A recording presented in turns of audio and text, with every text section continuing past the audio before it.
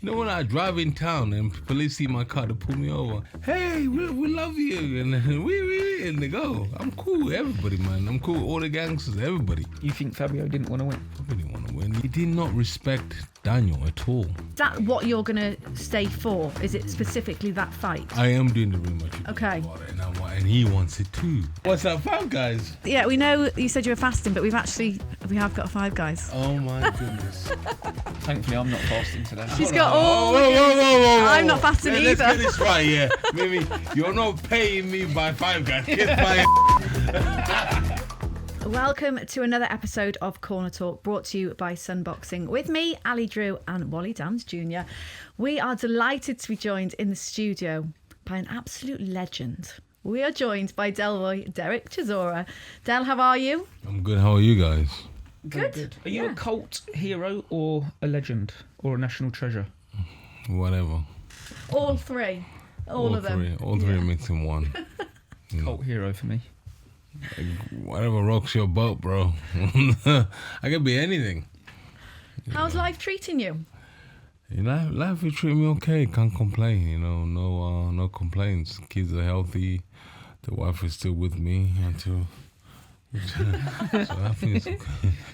How do you look back on the Deontay Wilder build-up before we even talk about the fight? Because the build-up was mad, and I was worried about him at some stage when he come up to our green room after the stuff with Talk Sport, and he was crying about stuff, and there was no host in front of him annoying him. It was just him upstairs talking about civil rights, talking about George Floyd, talking about police brutality, and I saw a guy and was like worried about him, and I told someone to stop filming. 10 minutes later, you two were in Borough Market having a great lunch. I think Deontay's this emotional guy. Mm-hmm.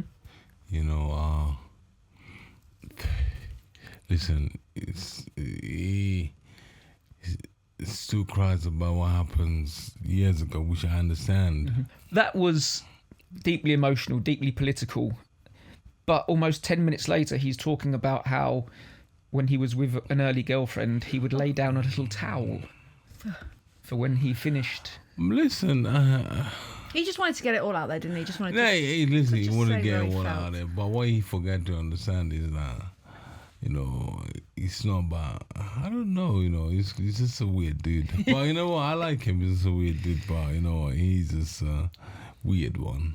How many people in boxing do you think are like your genuine friends? Like away from fight weeks and in training camps and in the gym. Are you friends with people who you've met through boxing and other boxers, like genuine friends? Like when you say friendship in what sense? Like, do you meet up away from the gym in sort of personal life? No, I mean, like we're cool. We fine. It's like if I was walking in a restaurant, if I see Tyson, I'll sit down with him, have a meal, and we'll have a crack. We saw that actually on the Netflix. Yeah, so when I was in Monaco, I saw him bumped into each other. We just started hanging out. And I love Tyson's wife. She's just a real genuine person, and who else? Sometimes I call Dylan, we just, things like that. Me and AJ, we see each other. Our kids go to the same school. We just hang out at school and just sit down and talk while the kids are doing the athletics. Do you understand? So Who wins the Sports Day parents race? we don't, you know what? We don't do that. We don't do that. You're scared? No, it's not that though, because. One of these these posh schools, they don't do it because do they not have the parents getting involved? Their dads are just too fat, man. They're not ready for us. Imagine all the other dads of Sebastian, you don't understand. Sebastian Tarquin. You understand. Him and AJ strolling. I always say to the school, like, we can't do it, Mr. Chisora. I'm like, why not? Because we've got this fat, rich dads here. I mean, AJ will smoke them. Or like, can we do a pull up target? Like, they're pulling the rope on it. Like, no, we can't do it. Oh, the tug of war, yeah. I'm like, oh, But I know it's quite cool. So we hang out. And some of us, like me and Moses, we hang out, I like all the fighters in the game, That's also always struck me as something weird with Del from really early on when I first started covering the sport was there are genuine, spiteful, dark rivalries in the sport that won't ever get healed, whether it's Groves de Gaulle, Eubank, Billy Joe Saunders, Bellew and Hay. I don't think But he's pals with all of them, and I've always found that strange because usually everyone takes a side, and everyone's mates with that guy because they're not because they're friends with that guy. But with him, it's weird. Probably one of the most combustible ones is I've never seen you sort of have a even with Dillian when you think that would be the one, you still seem to be. Because for a long time I thought that was one of those. I thought there was genuine because I think you've gone through where. You've been sort of closer than other times throughout the career. There's no point of trying to be enemies with somebody. There's no point. I don't need to be like, oh, I hate you. What you want to say? No, I don't need that. I just want to be cool with everybody. I just want to like, if we are fighting, we're on for fight. After the fight, we done what we had to do. What's the point of me trying to be your enemy outside the ring? I don't need that.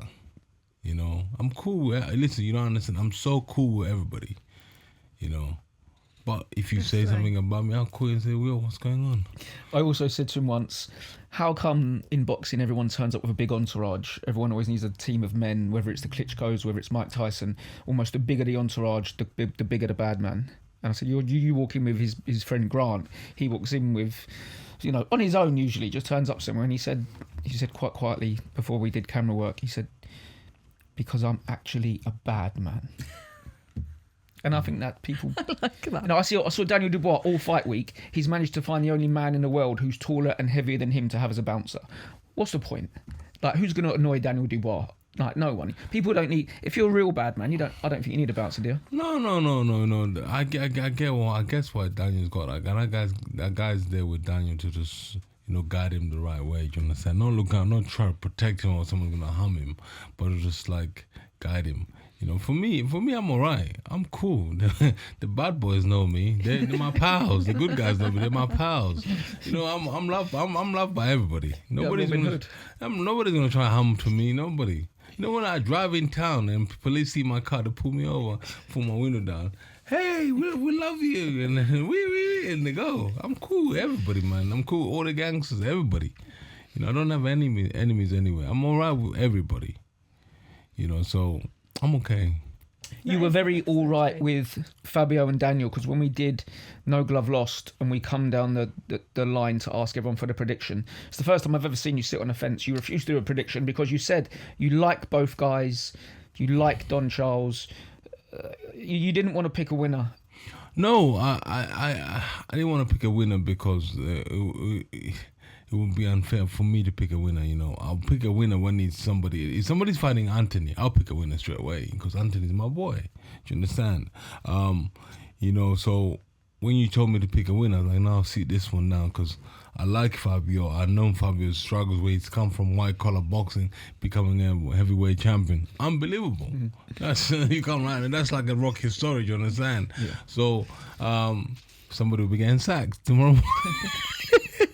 His coach will be getting sacked. Not joking. Yeah. So and then with Daniel, we've been down this road before, when I picked a winner for AJ and then suddenly Donald got me, said, a good friend, this and this. I'm like, listen, I'm just doing what I do best, talking.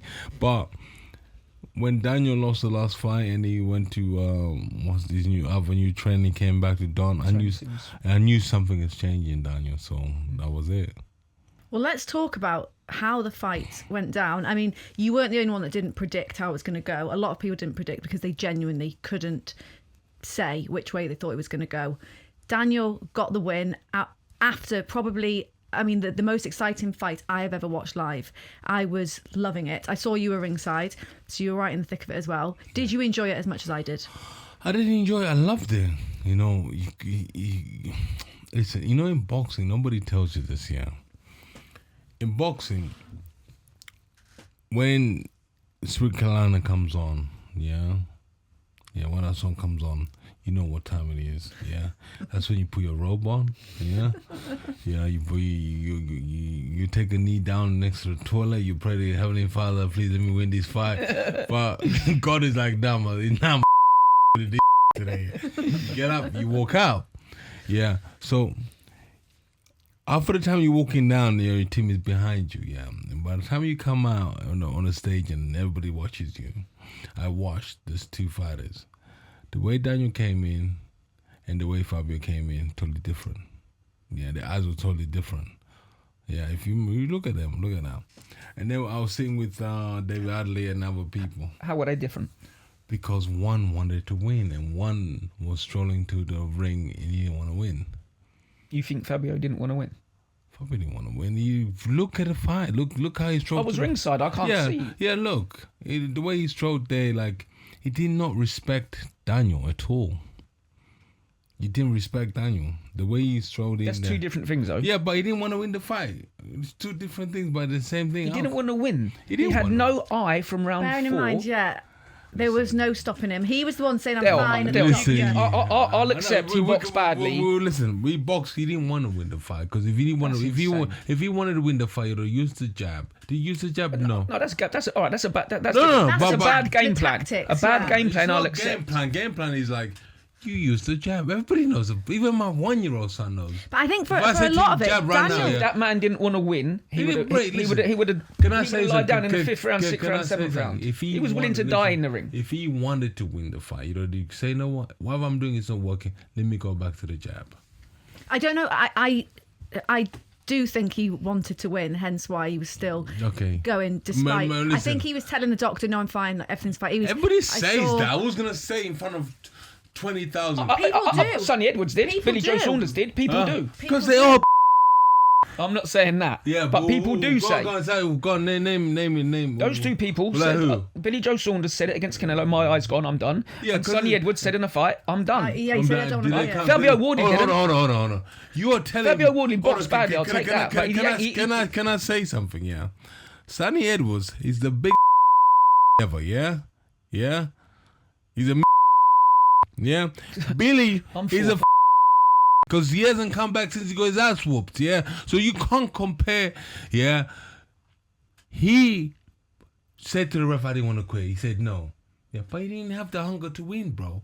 Yeah, I'm telling you. I don't think listen, if he I'm got on telling you. if he got Listen. on his jab, I don't think it would have. I don't think You against would have Daniel helped it would him have. I more. don't You- think it if- would have. he did. How many jabs did he chuck though? Ask No, yourself. all of this is true. No, All no, of I'm this is telling true. you. Daniel didn't for the But first few not- rounds. not- Didn't not throw the many bit that he either. didn't want to win. For the first few rounds, it was just a shootout. They were both swinging. It was just whoever. They were both trying to Anyway, land. so Both trying to get the let knockout. me finish my story anyway. So, came in the ring. First was the first round for knockdown. First Yeah, round? first 10 seconds.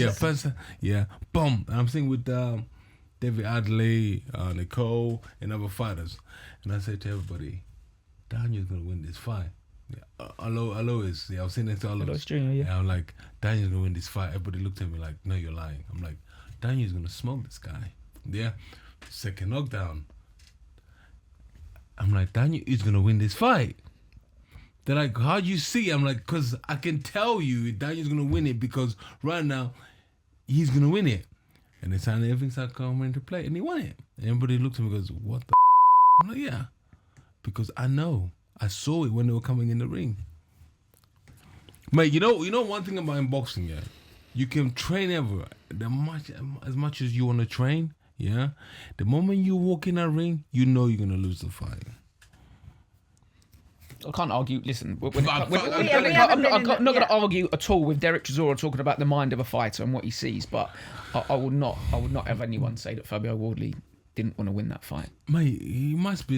You were swinging, but was he swinging at the right? Mate, how can you chuck a right hand? listen, Hold on. This is sorry. I think he made loads of mistakes. No, He overloaded those with his right hand. He didn't throw enough He jabs. didn't want to win. But that isn't because he didn't want to win. I thought No, he didn't want. Cause listen, he didn't want to win. I'm not in it. Yeah, I don't agree with that either. He didn't want to win. I think he was. What's wrong with that? He didn't want to win, and then he didn't. Were you impressed with the fact that he didn't go down? No, at any point? listen. You got pulled out against Fury on your stall. Fabio Wardley didn't. I got pulled out because I could not see. He couldn't see. Arguably, neither could he. No. He stayed in. No, I could not see. Neither could he. No, you don't understand. My eye socket was broken. Yeah, proper broken. Yeah, I could not see. And neither could he. Yeah. And And he the ref stayed in. pulled me out. Not my trainers. I don't know who pulled me out, but I think the ref pulled me out. Could not see. Yeah. But listen, he didn't want to win. This is not about me. Well, that's like saying you didn't want to win and they pulled you out. No. You know I'm a warrior, bro. So is he. I know. I have to say he is. Listen, a he tough, didn't wanna, tough man. Listen, he's And a he tough didn't go guy, yeah. down. But hold on, I'm not saying he didn't want His to win. engine is ridiculous. No. And he was the fact that he was still going. Can I say something? Yeah. I'm gonna say this here. I'm not trying to have a go at Fabio, yeah. Fabio's engine for this fight was no good. Yeah. You don't think? I don't think so. Yeah. It was no good. I'm being very honest with you. I thought he looked tired very early on. Yeah, he was not good. He was I don't not know if that's Listen, how I'm he not gonna looked. tell you. I'm just gonna be honest with you. Fabio's engine for this fight was not good. Yeah, he was busy commentating. Yeah, 1 week he was at this show instead of him training. 1 week he was at this show instead of training. Yeah, but to come back, what you saying about? What did you say earlier on? Loads of really clever things. No, you didn't say anything. Those are clever. important things. Yeah, listen. He, in my point, yeah, God honest truth, yeah. You knocked him down second time, yeah, and then he stopped putting. And then all you started looking for was one shot. Yep. Yeah. Yep. Yeah, he was. I agree with that. He was. He didn't start using. He didn't use. How many times did he check his jab? No, hardly at all. Hardly at all. So maybe I'm saying it the wrong way. But he didn't want to win. But I can tell he didn't want to win. He didn't respect Daniel. Yes, he might have stayed in the ring there for until 12th round and be amazing. Like wow, yeah. But it's caused more damage to him. Yeah. Do you understand? So when I say he didn't want to win, I mean like, yes, he wanted to win, but he didn't want to win. I understand a little bit more what you're saying, but yes, and I'll never ever question a journeyman or an amateur about mentality because I couldn't. I'd be embarrassed to, but I won't let anyone say that Fabio Wardley didn't. And then when you say how come we didn't really run out, you see when a warrior's fight is in a battle, yeah, it don't matter if he's got one leg hanging, or David Hay, yeah, it don't matter who you are. If you're in there and you're fighting, yeah, even you're blind like Stevie Wonder, yeah, and the ref comes back to you and say, how many eyes can you see?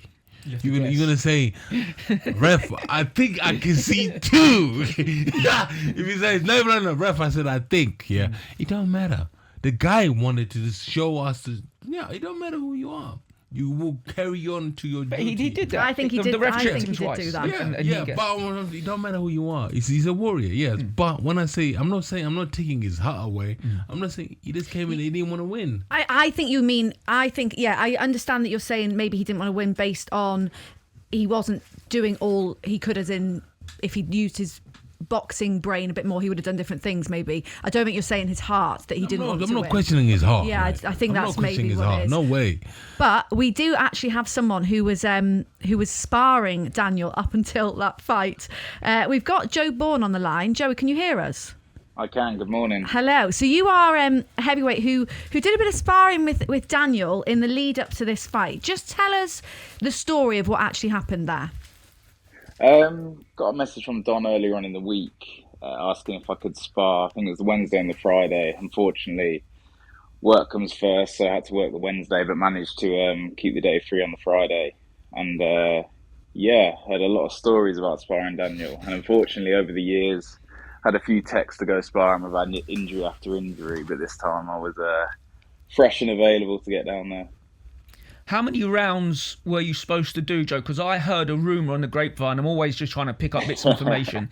I heard Daniel was supposed to have 3 sparring partners that day, all doing a couple of rounds each.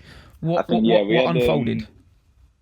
So I think Don and my coach Edwin had a call, and it was right. You can come down for 3 or 4 rounds, and I was like, yeah, I've got that. And once we get there, get him ready, get to the toilet, I come back, and my coach comes over to me, and he's like, do you want the good news or the bad news? And he's a wind-up merchant, so I just thought, there's going to be nothing sensible coming out of his mouth. And he goes, right, the bad news is there's no other sparring partners here. I was like, all right, brilliant. And then he was like, do you want to know the good news? Tell me. He goes, you get to do all the rounds. I was like, great. Like I said, I've heard so many stories about getting in there with Daniel sparring. So I'll admit, a little nervous. I think when you see these guys on the big screen and I guess idolise them, you almost forget they're human. So yeah, as soon as you get in there and obviously the first punch is thrown, it's like, right, they're the same as you. You got to get into that mentality. But yeah, most definitely nervous beforehand. So how many did you do in the end? We did the 6 in the end.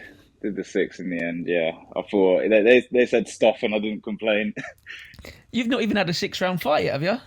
No, I haven't. No, I've had my two fights, both 4 rounders. But yeah, we're always sparring 6, 8, 9, so I was pretty used to it. But being in there doing 6 with Daniel is, definitely different to doing 6 with someone else. When you say you've heard those rumours of Daniel sparring, I think even his own team will be quite honest. Yeah. Daniel doesn't spar.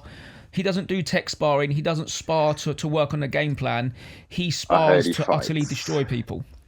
Yeah, yeah, and I was expecting that, and I guess I was ready for it. I'll admit I did spar really well on the day, but I did think after watching that fight on Saturday, I did think, boy, if I had a bad day, that could have been a very bad spar. But yeah, I had a good spar.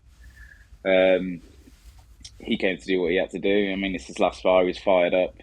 It was just expected, to be honest. So yeah. Derek, you know the heavyweight division in this country. It's not like America where every dude can be 6 foot tall and strong. Getting guys to come down and spar can be tricky, can be tough. This isn't a country blessed of big men. Yeah, man, it's madness. For me, I normally get at least 3 of them and put them in the house and say stay there for the next 2 months because I can't afford it. Yeah. But sometimes it's like when I'm having a camp, I'll phone everybody. So listen, you start getting ready. I need you back for the next 2 months, and they fly over and then let's put them in the house.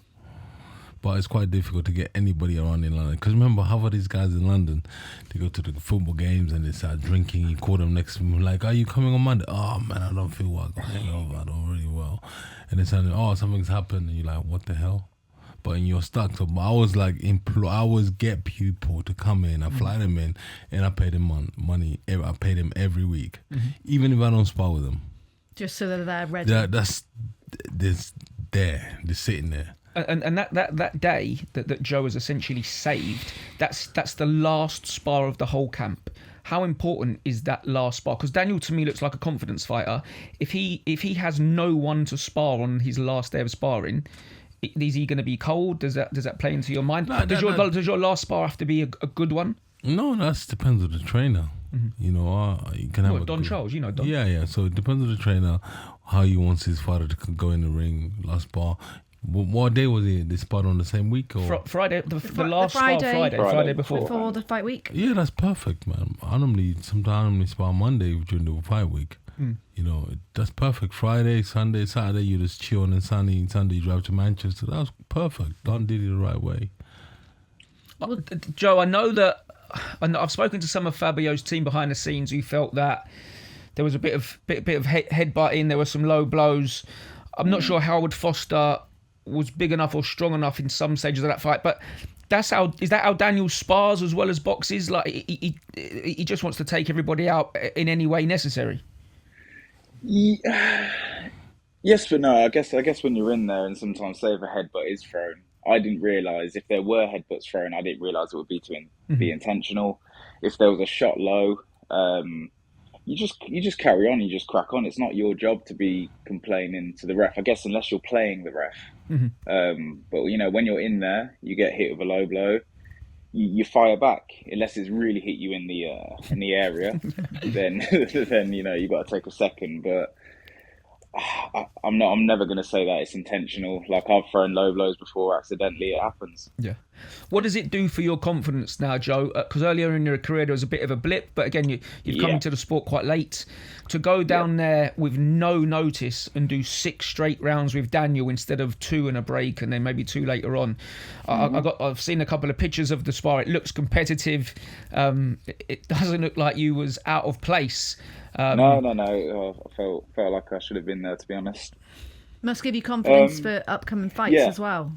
No, definitely. I mean, with the debut last March, just obviously what happened. Awful, ended up with a draw, and I guess it damaged me. It damaged my ego, my confidence.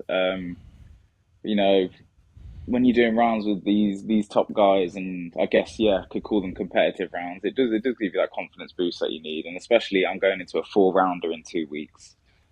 I know I'm way way fit for a 4-rounder.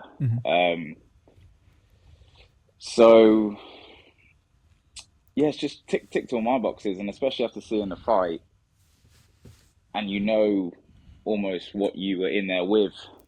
You know, in the moment when you're sparring, it's there like, okay, you've been hit, you're this. You don't get to watch the spar back or anything, but when you watch him live in action, you're like, I thought I was in there with that. It's an exciting time for the heavyweight boys in your gym, because Edwin, who looks after you, is a great manager and a great trainer. He's always on my case in the right way. Can you give the boys a nudge? Is there anything you can think?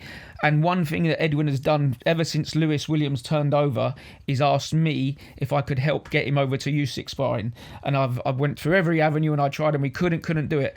But I'm reliably informed. I've seen Lewis's socials that he is now out there and has been with Usyk, and I would hope maybe mixing or just seeing AJ. What have you heard back from over in Spain in Guardia? Well, yeah, I spoke to Lewis a few times. He seems to be training hard, just constantly out running, to be honest. I mean, I can't say me and him run together at home, so I'm quite happy I'm not out there doing it in the heat with him. Yeah. But I think, yeah, it's one of those. It's definitely one of those heavyweights you want to tick off the spar and rub shoulders with. I mean, like I said earlier, they are in the position that we want to be in. You know, same as Derek, we look up to these guys where it's there like, that's what we want. We're not in boxing to. I don't want to be a sparring partner forever. You know, I don't mind it. It's great money for me now. And I know I need the experience. Coming into boxing so late, I needed that experience.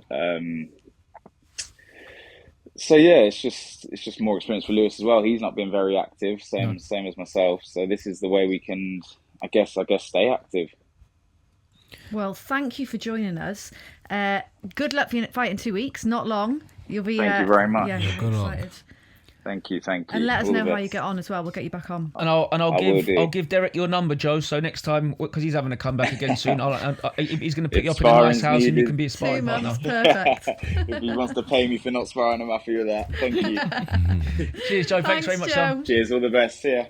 Unbelievable. What an opportunity for him as well, so early on I mean, he's not young, but early on in his career, great to be able to do that. Talking of that fight, though, there was a rematch clause. I do have to ask your opinion on that. Do you think we're going to see the rematch? Do you want to see the rematch? Yeah, I want to see the rematch. But you know what? Before anything else, yeah, we have to give a shout out to Daniel. Massively. You know, because the way he just got knocked down twice and then come back and just smoking this other guy. Prove the doubters. Unbelievable, you know. And then people keep saying he's a 3-time heavyweight champion. Three. Daniel. Yeah, 3. Okay. Yeah, because he was regular champion, wasn't he? Oh yes, sorry. Yeah, get it right. Yeah. We don't really count the regular. No, you count it. You can't. It's difficult because David A won that, and then he became a heavyweight champion. A lot of people say 2, but then on the night on the graphics it said to become 3-time. Yeah, 3. So yeah, it's so it's 3, not 2. We have to give him credit. 3. And in that third round, when he takes a knee, it clips him around the temple, and it reminded me of the Kevin Lorena fight. And sometimes I think taking the knee is so anti-instinctive, but it's a clever thing to do. Yes. If you're already if it saves you a round, don't get me wrong, you're going to lose the round 10-8, but you're not going to be stopped on your feet. Can I be honest with you? You're such a liar, because you don't want to take a knee, but your legs like, go down. You're fighting against it. You don't want to take a knee, yeah, but your legs like, oh. It's a lie. Trust me. Nobody wants to take a knee in a fight, bro. Well, then maybe that's why Daniel's a little bit different then, because he did it against Kevin Lorena and he did it against Fabio. Yeah, but because his legs are saying go down because they can't hold up. You know, you just say go down. Even if I get hit, I get hit, yeah, but what I do, what people don't understand is I load my legs up with so much weight. I make my legs strong. So when I get hit, that's why you keep giving me piggybacks, isn't it? Yeah. When I get hit, it don't go down to my knees. My knees be like, we got this, we got you. My knees be like, we got you, don't worry, we got you. Stay out, it's fine. Well, I even remember the Fury Usyk fight, the first one, was it around 9? Tyson Fury bounced around that ring. He was spark out on his feet. Yeah. You would think, take a knee. But as a warrior, you don't want to take a knee. Because something happens in your mind. You're like, what the hell? And remember, he's always been saying Usyk was a little rabbit. Little So he middleweight. didn't want to, Or yeah. believe And it's then middleweight. that's how He's you get- thinking, I can't take yeah, any. you can't. Yeah.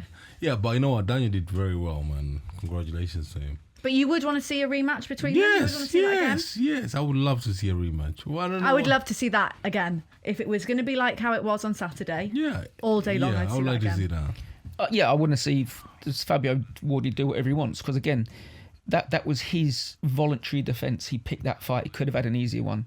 He went for the hardest fight, rightfully for the He most didn't pick money. that one, and they chose that. Trust me, man. What? Man. You know, So boxing is a and weird it's thing. in his contract. But I would imagine that Fabio should take a good long few months to recover, rest his body. He's been really active, impressively active for a successful heavyweight. These guys only do a couple of fights. I think we'll see that fight in December. December, okay. Yeah. Mate, put it this way, yeah. He's going to get stitches done, yeah. He's going to heal. He's going to start training. He can't even spar, bro. Yeah. So December for him will be amazing, and December will be good for Daniel. I'd imagine Daniel fights sooner. You know, well, In the meantime, before that, okay. Yeah, Daniel wants to fight and make money, and his dad will want him to fight and make money. So he's got a rematch. He can't fight anybody else in December. Yeah, I 'cause remember suppose the- if they activate the Yeah, rematch, yeah. of course, yeah, I guess.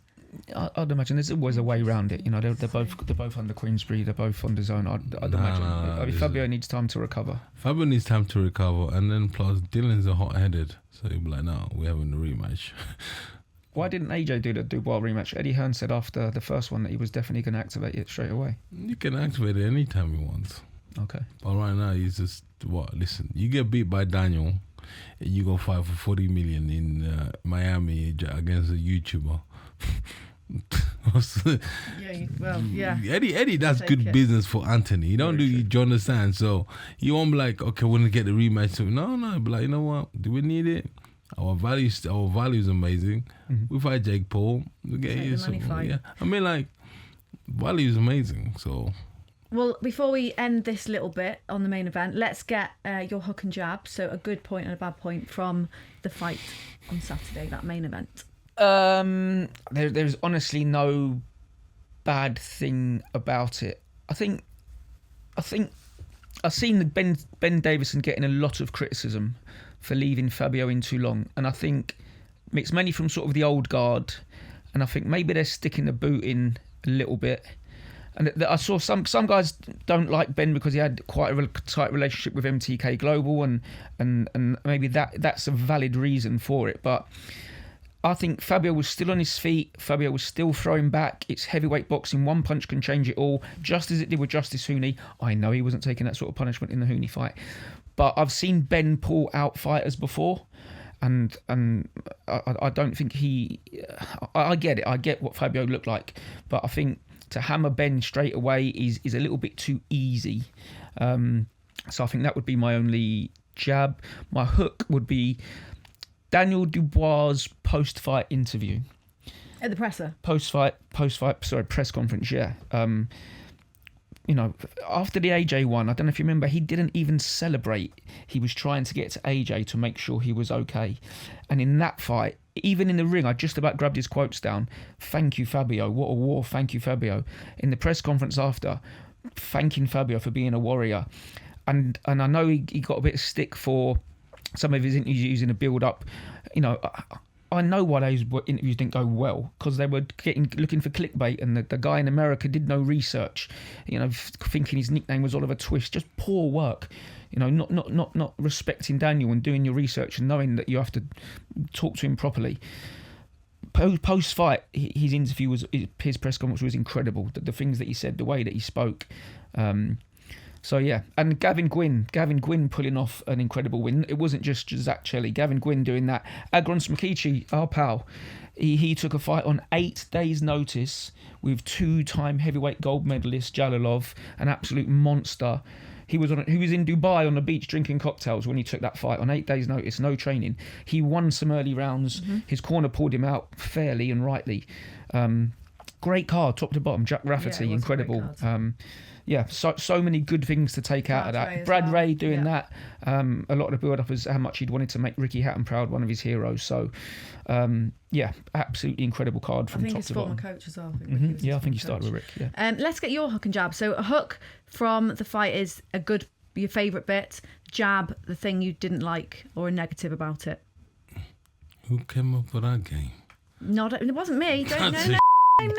Is that bald bloke? I mean, like, it's all the producers. None of those guys never been in the gym before with boxers, have you? I mean, like, they come up with a jab.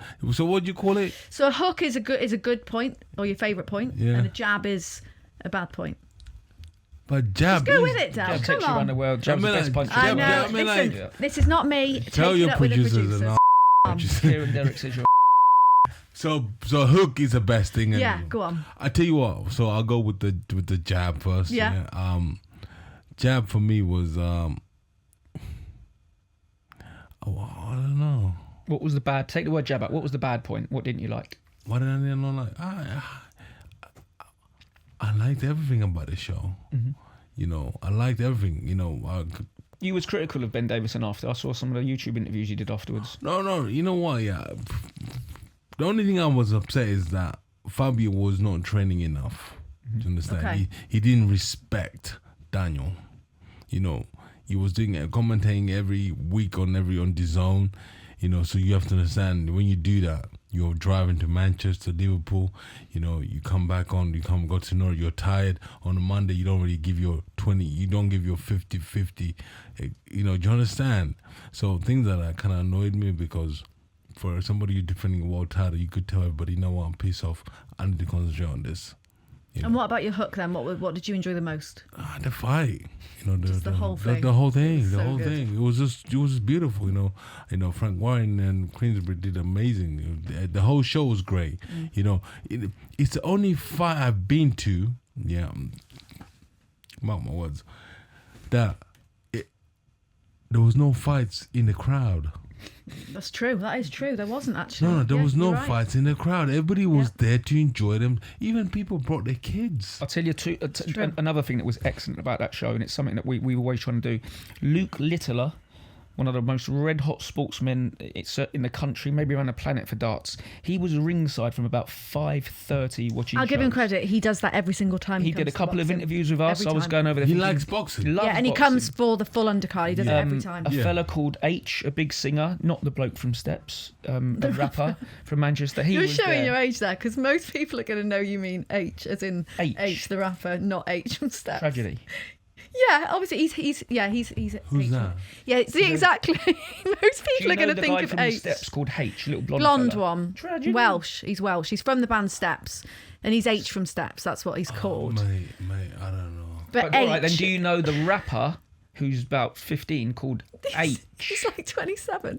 Oh, is he? Yeah, you'll know who that is. Manchester. He just did I'm a Celebrity. Listen, I listen to ballads in my car. Ballads? Yeah. So you don't listen to rap or pop. You don't know either of them. I do not listen to rap or pop because I believe music will, in a way, it will just make your day better or worse. So if I listen to rap, my day will become worse because I don't want to hear aggression. I don't want to hear aggression. I want to hear love songs. I got girls. I got kids. Yeah, but Steps was a bit. H would be, I think, Derek's preference in that. I think so. Yeah, probably. Do you not know Steps?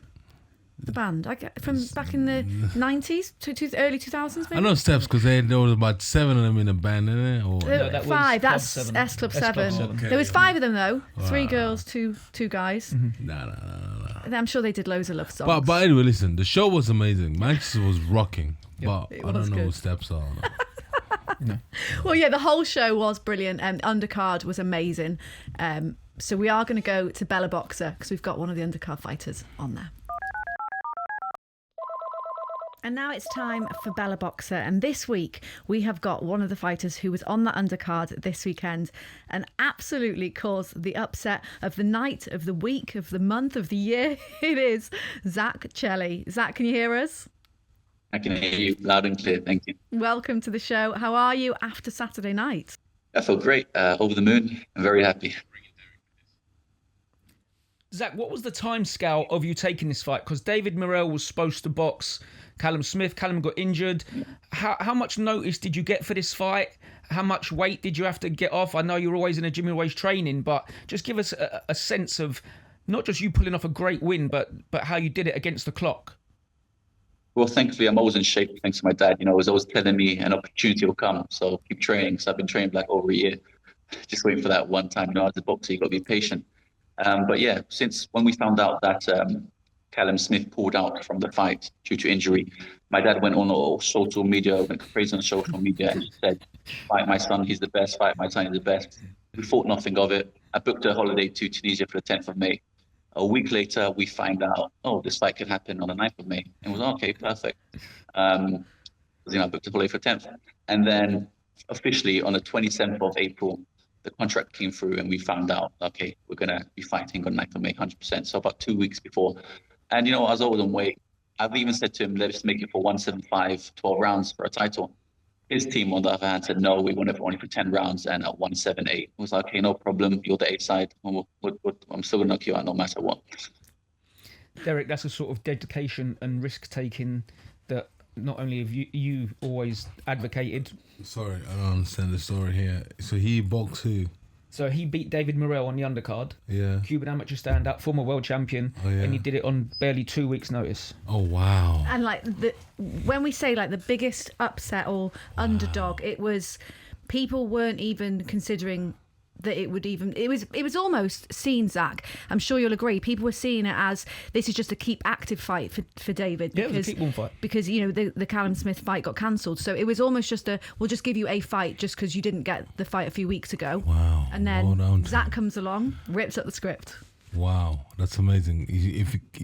Listen, the guy said he trains every day. His dad told him to keep training every day. And in boxing, you have to train every day.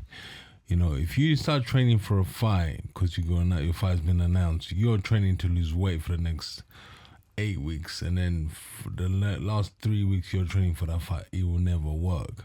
But you train every day, and I train every day since I'm retired. No, I'm joking.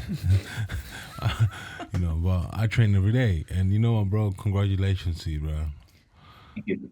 Zach, there was a moment in fight build-up where Daniel Dubois did a Zoom call and he was sick of doing them, and someone mentioned your name, and his eyes absolutely lit up. And he was so happy he went, oh, Zak Chelli, I remember Zach from the Dale.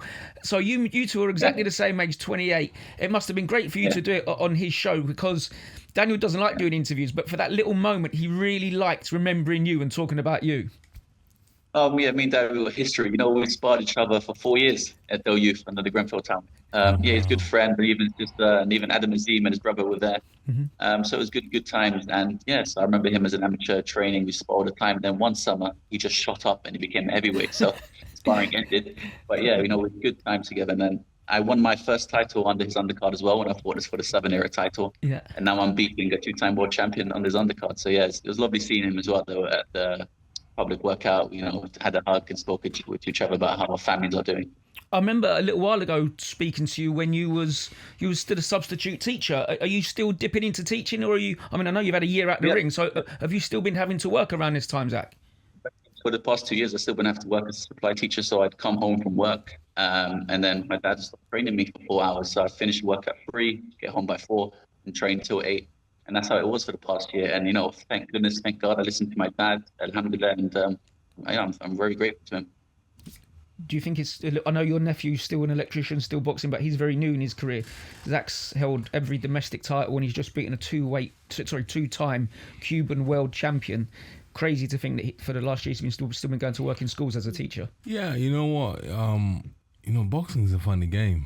If you don't make your name, in different ways, and if people don't talk about you, if you don't go to shows, if people don't see you, if you stay at home, people won't talk about you, And Zach, and I'll be honest with you, man, you want to go to every show you can go to every interview you can do, and just stay relevant in this game. Even when you don't have fights, sooner or later, they'll keep knocking on that. Somebody will knock on that door and get you a fight, like what happened now. So, listen, right now, mate, you got the golden key, bro. Are you looking forward to going back into the next class, Zach, and hoping all these schoolboys and schoolgirls see you as a hero? Yeah, I'm actually going to go back next Thursday after this little holiday. I also teach boxing to kids with special occasion needs and behavioral issues. So that's what we do on Thursday. And yeah, the students who remember before I left, 2 weeks before I left, they said to me, "Sir, you better win or don't come back." They won't listen to you. When you come back, I lost. Man, what are you talking about? Where do you and Dad do your training at the minute, Zach? Because I know you came through the Dale. I know you spent some time down at State of Mind with Barry O'Connell. Have you and Dad got a set up gym? Do you train indoors, like at home in a garage? We go to All Stars Boxing Club now for sparrings, cool. but mainly we just train in our living room, and we've done since I was 3 years old. So I beat a 2-time world champion from training in my living room. So it just shows you can have the best equipment, but if you don't know how to use it, no point. I remember when you first come through, your older brother was an amateur as well. Is he still a sparring partner of yours? Is he still around doing any boxing or helping you? Yeah, it does. We still do, but he just completed his PhD in mechanical engineering last year. So, we're still training me, helping him with some sparring. I know. We filmed a split decision show where we was running backstage to interview people. So we got Agron Smakichi, we got Moses Atama back there. And after you pulled that off, I did come back to look for you, and I couldn't find you. So I don't know if did you have a quick shower to rush back out for the main event? Did you go home? Did you? Quick shower, quick blood test, urine test, and I had to catch a flight. So my dad drove back 4 hours because we booked the flight, remember, for the 10th of May at Gatwick Airport for 1 p.m. So quickly packed my bags and fly. So did you stay and watch the main event? No, I never had time. I just had to drive back to the holiday, so I had to drive back to London, 5 hours drive. Have you caught up on the fight? Have you watched the main event? Oh yeah, I watched it. I'm really happy with Daniel, because he got dropped in the first 10 seconds, and people thought, Twitter. And I'm happy he got to prove himself that he's a fighter at heart. That's how I know him, and he managed to win by knockout. Zach, if you don't mind, I'm going to play something down the phone to you because I messaged an old friend of ours this morning who I know has always spoken of you very highly, and he was really happy to send me a message back. You can ignore the first bit where he talks about this show, but please definitely listen to all the praise that he gives you and what you've done. Wally, Ali, first of all, I just want to say I'm loving this new podcast that you guys have set up with The Sun. It is awesome. It's got George Groves Boxing Club vibes, I must say. So it's a thumbs up from me, and I can't wait to see more of it. I can't wait to get on it. But I've got to wait my turn because you're having A-lister after A-lister after who's hot right now fighters time and time again, week in, week out. And someone who's hot right now, who I know you've got on the show, is Zak Chelli after his sensational win at the weekend against David Morrell, who on paper he had absolutely no right of being in the ring with, but Zak Chelli, overlook him at your peril. Now, I met that kid when he was a tiny little kid when we were at the same amateur boxing club at Dale Youth. He came through the club. He had a great career as an amateur, beat some really big names. And as a pro, he's done his bit. He's done his, he's stayed the course. And for someone who wasn't necessarily entirely looked after, no one rolled the red carpet out for him, but he's had tough fights and he's won them, and he's made it count at times. And this one in particular, he stepped up to the mark. He took his opportunity. He seized it. So let that be an inspiration to any other young pro out there who maybe feels they're being overlooked. You have to step up to the mark and take your opportunities when they come. Zak Chelli is a hard man. He's a tough man. He's always fit. He's always on it. He's fearless. He can be awkward at times, and I know that because we sparred as pros, and he was not an easy pushover fight. He would get me ready for world title fights, and that's the level of skill that guy has. So, Zach, if you hear this, well done, fella. You've made us proud at Dale Youth. We're all over the moon for you, and we hope that this now opens the door for you to have some mega fights. Ben Whitaker's the one I want to see you fight. It might be different because you're with rival firms now, but you got a win over him as an amateur. I'd love to see it in the pros. If not, maybe be one of the other Brits who are in the mix. Callum Smith, maybe you can avenge that fight for me.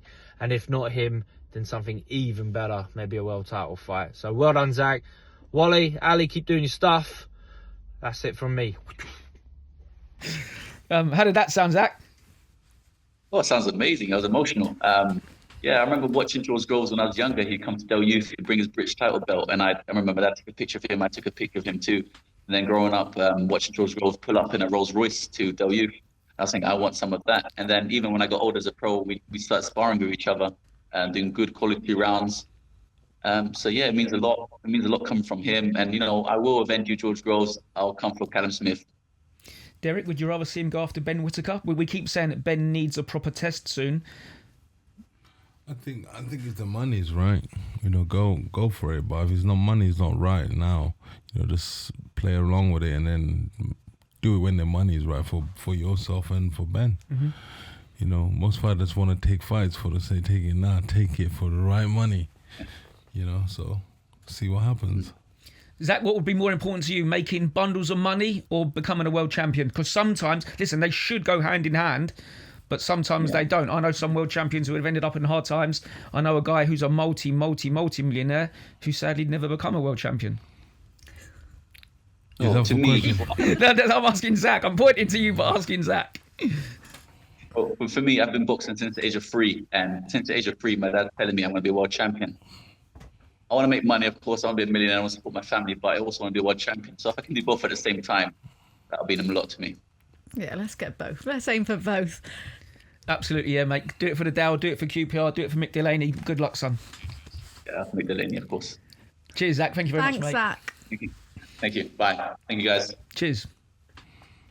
Mad dude. Have you not come across his dad before? Had a year out, substitute teacher, training in his living room. With his dad. He's just done. And let me tell you, when you're saying get yourself out there, take yourself to shows, his dad is the biggest cheerleader of anyone I've ever seen. Like, sometimes I think it's too much, but evidently it works because look what that's resulted in. Listen, you have to look at some footage of I'm going to look at it, but you know what? You have to be out there. You know, there's no point of you saying you're a fighter if you're not out there. You know, I'll tell you what, a quick story. When Riyadh season came into play, they offered me a fight and I turned it down with Baby Miller. I turned it down, and they took that as offensive, but I was not ready. And then I asked for a fight. They said no, but you know what? I carried on going to their shows. You know, Riyadh, you know, Jeddah, New York. I went to their shows, paid for myself because I like boxing. I went to support other fighters, and you know what? You just carry on doing your thing, and sooner or later something will happen. But they haven't given you a fight, though. You'd be very surprised. Certain things are cooking right now. Oh, they come back again. Here we go. We'll talk about that. He must be the biggest star who's never boxed on a Riyadh season Saudi show so far. Don't worry about that. Soon. Hey, don't make me spill out of biz. Don't worry about it. We'll get that. I can't believe you turned down Jarrell Miller. What's going on? Thought you never turned down a fight. No, I tell you that. Remember when Daniel boxed him? They offered to me first. Okay. Yeah, but I turned it down. Why? Because I was not in the right frame of mind. Okay. So I was not fit. I was not ready. Okay. Yeah. So I turned it down. Well, we will try and get that exclusive out to him, and we'll talk a little bit more about Little Boy now. Well, Derek, we've got you in the studio, and we did say we'd talk more about you. Now is the time to talk about you. Obviously, we know you're boxing. Well, we don't know, actually, the situation with your boxing. We're not sure. Are you officially retired? No? No, I'm not retired. Not retired. No, that is the official. I'm just floating. I'm not retired. Okay. If I didn't retire, everybody would know. Okay. Yeah. So, right, not in retirement. But there's a lot more to you than just the boxing, though, isn't there? You're a businessman. You've got loads going on. Yeah, I've got loads of gardening going on in my house. You know, I'm raising my kids. Why did you say that Wilder was the last one? And the one before that you said was the last one. No, also. that was the last dance. UK one. No, that was the last one in Manchester. And then you know what's upset me with the Wilder one is that the 2 knockdowns were not knockdowns. Yeah, the referee was very poor. Yeah, the ref was very poorly. You know, I knocked him down twice and they gave me 1 knockdown. Do you understand? So it's because I feel like I'm being undone with that, so I'm very upset about that. So I might run it back. Do Wilder again. Yeah. Okay. You don't have to watch it because you don't have a smell or taste, so I'm not bothered about your cooking. He just want the likes of you watching this I fight. mean, like, because you see, you're a hard person to please. Like, we say we'll do the Fabio Wardley and Daniel Dubois. Like, No. You're not pleased, bro. You're not pleased. I'm massively pleased. So, I'll go to every fight. I love every show. No, you're such a, because I said I'm around with you, like, trying to screw face. Don't screw face, bro. Although we have to explain, no, you've got no taste or smell. I think he's half blind as well. So. I do have a bad eye as well. Yeah, so this is the idea anyway. So we'll see. Okay. But my only concern is every boxer is constantly searching for the perfect retirement, and that's never going to come. Listen. You have to understand this, yeah. We've been doing this since we were 16, yeah. And certainly for someone like yourself to tell us to certainly, no, let me finish, because, yeah, to tell us, oh, you just have to stop now. You know, it's all right for you guys, because you guys, what you do is you get your piece of paper and a pen, and you write all the words you want to write. You're a keyboard warrior. That's what you guys journalists are, keyboard warriors. You say so many things. It's easy to say things on paper, yeah. You can you can write any story you want. Imagination, do you understand? And for us, we've been in this for a long time. Do you understand? It's a situation that you can't just get up and just drop it and say, no, I'm done with it. No, it's a lie. You know, I see so many fighters, yeah, they've retired. What do? They go back on, they start drinking, start doing so many drugs. And then suddenly, they're not themselves anymore. So I'm not going to suddenly go cold turkey on this thing, because that will put me in a deep asshole. So what I'll do for myself is I'll do it my way. You know, but you guys can write whatever you guys want to write. But if I see you, I'm gonna talk about it. We have problems with it. You understand? I'm okay with that. You know? So I will do a rematch with Deontay Wilder. You wanna watch it, watch. If you don't wanna watch it, don't watch it. I don't really care. I'm still gonna get one of the best fights ever. And this time it's gonna be amazing. Yeah. So is that what you're going to stay for? Is it specifically that fight? I am doing the rematch with Deontay Wilder, and he wants it too. This is how bad it is. He don't want to go anywhere else. He wants a rematch too. So that's the whole idea. I get what your point is.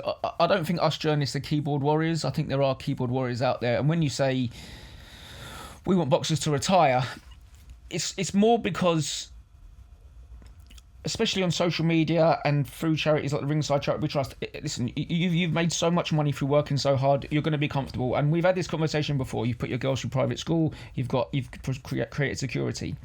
But there are fighters that go on too long. Think about Danny Williams, right?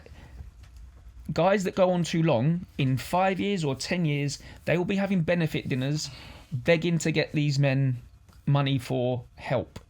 And me and all the other... That is part of the game. And that is part of the game. I know. That is part of the game. It's a guilt thing, because all of us reporters will sit there and think... That is part of the game. We made our money off your back. That is part of the game. So that's where my guilt comes from. That is part of the game. You cannot... It's like you want to take a shower and not get wet. It don't work like that. Yeah. You know, some will have bad history when they get older, and some won't. But that is part of the game. Everybody's going to get old. And... me and you get older. I don't know how old you are. 25. 25, yeah. We get older at the same time. You might have a back problem if we never lifted weights. You might have knee problems, but you never did anything. Your head might end up going, you know. Your head. Yeah, but you never, you understand? You never know. You know, but don't worry about me. I know. Yeah. Me, I'll be fine.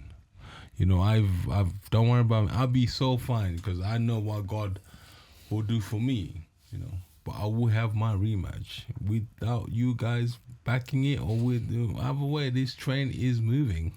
Do you think after the rematch, and then, I mean, regardless of which way it goes, do you think? Listen, boxing is so nice right now.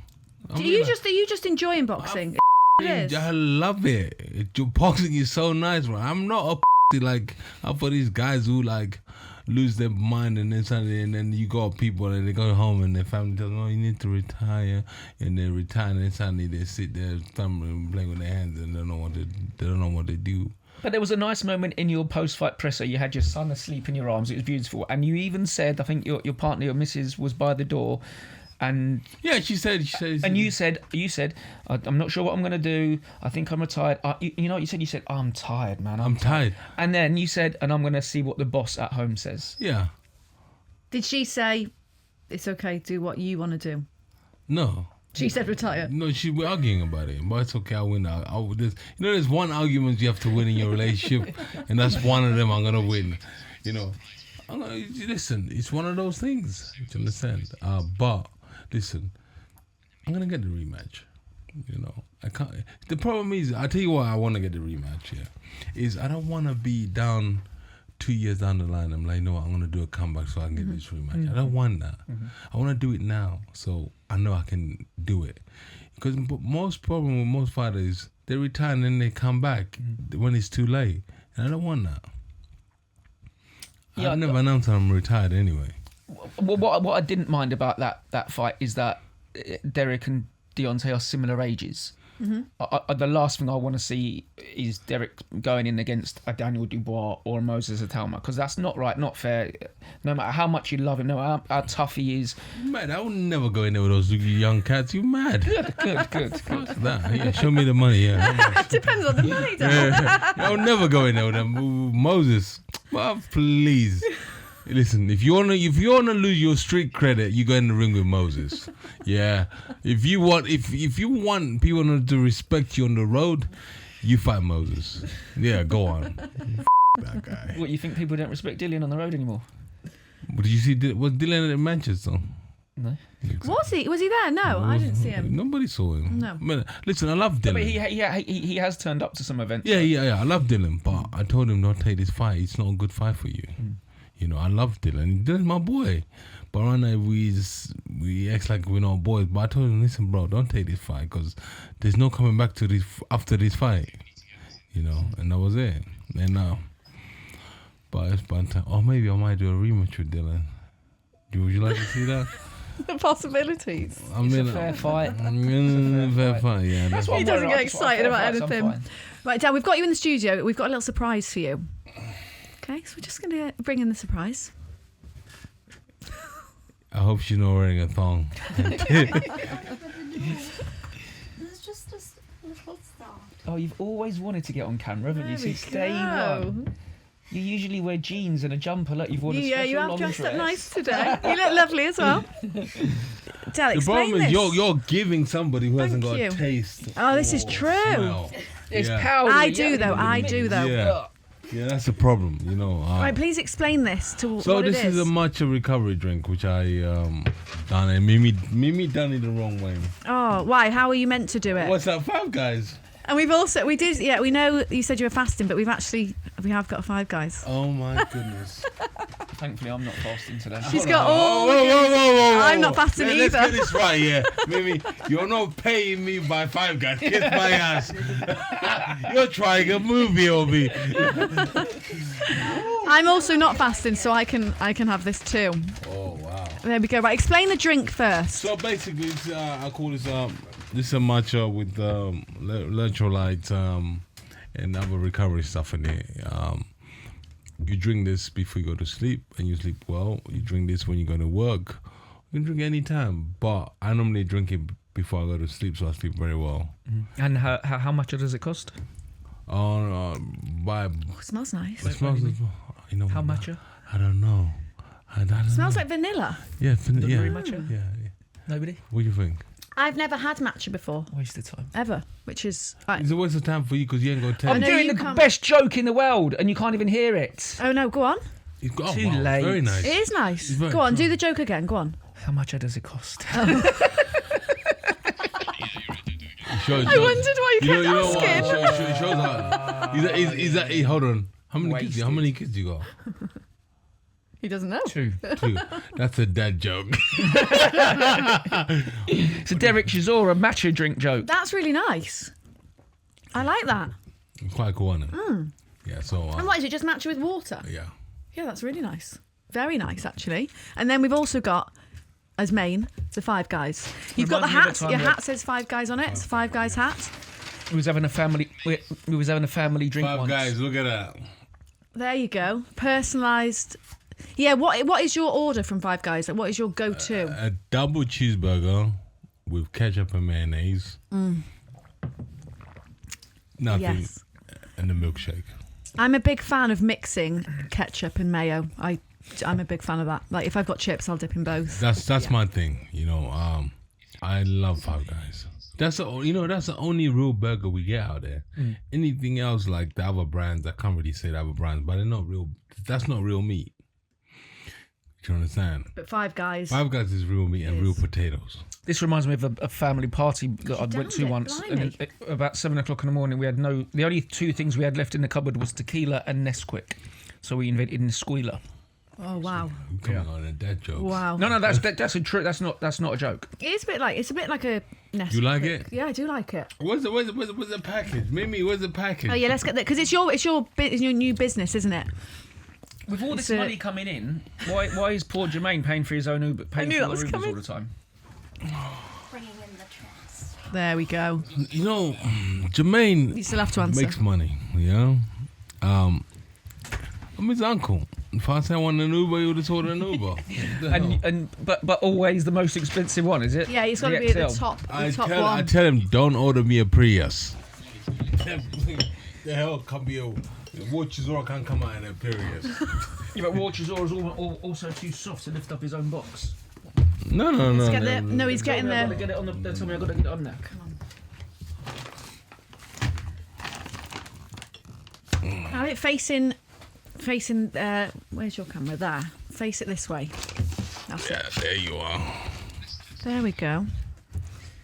So that's the ammunition chest, War and Peace. Yeah. Ooh, you know me and Nigel on a tank with this. So this is the matcha and vanilla. Oh, it is vanilla. Pre-workout, recovery, and then recovery. Electrolytes, recovery. So basically, if you want to train hard, you just take one scoop of this, and you beat your BPs, basically. This isn't what Lawrence Okolie used to recover from his arm injury, is it? I don't know. Yeah, no. Lawrence could have used something else in Dubai, not in London. You're trying to kill me, innit? No, I'm checking this all on the good Very list. controversial. I'm sure it is. He's got jokes today, but don't worry, I'll get him. You got jokes today. And then that's post training, and then that's before bed. Yeah. And do you enjoy doing the business stuff? Do you enjoy this? Does this fulfill you? Can I be honest with you? I enjoy people doing it for me. I like fighting. Yeah. You're not getting what I'm trying to tell you. I love fighting. So, but what happens when you are too old? Or are you always gonna be fighting? It's one way or the other. I love fighting. I go outside on the road looking for a fight. I know that poor delivery driver. No, you don't understand. I love fighting. I like it. I enjoy it. Do you think that's the only thing that fulfills you? Fulfills me more than anything else. If somebody I'm about it. I'm about it. Are you good at dancing? I'm good at fighting. Street fight, boxing, I'm good at that. Well, while I'm enjoying my drink, do you want to do one more thing for us before you go? You're not paying me with Five Guys, so whatever you want to do. I've got confirmation you're still getting paid, so it's okay. After we plugged all his stuff, he's still getting paid? No chance. If you ever want to see me again here, discount. keep talking like that. Well, it's time for my favourite part of the show. It is Face Off. Okay, are you ready to face off? Always. Del, you ready? Okay, let's go. I'm on the clock. Stand either side of there and I will count you down. Right, ready? 3, 2, 1, face off. And a reminder, if you are listening to this podcast, this is very visual, so get on YouTube and get watching.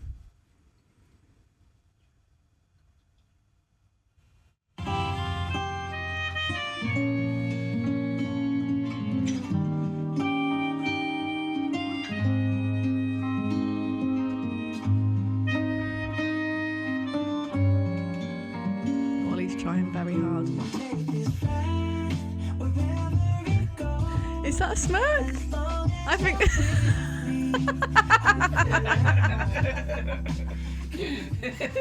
I wondered where that was going then.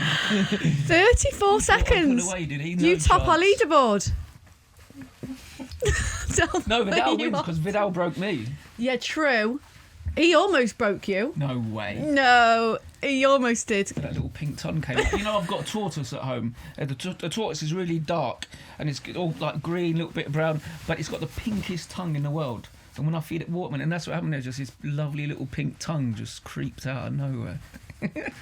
I didn't think you were going to break there. You looked in the zone. I want something in this life. It's bigger than a world title, isn't it?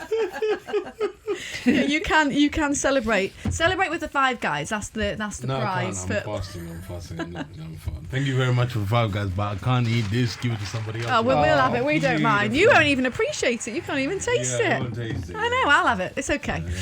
Del, thank you so much for coming in. No, thank you guys for having me, and I can't wait to do more stuff with you guys. Yeah, it's been brilliant. Thank you. If you edit this the way, I'm gonna have a problem. Who's in the editing? That's all them. Everything's on them. No, don't blame us. The Jab and Hook bloke, yeah. The Jab and Hook The baggy guy. trousers bloke. That guy's never been to a rave before.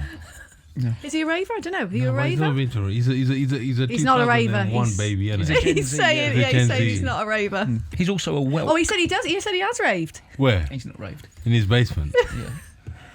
In Bristol. Well, there we are. In Bristol. Del, we'll definitely get you back in. Thank you. Ah, good fun.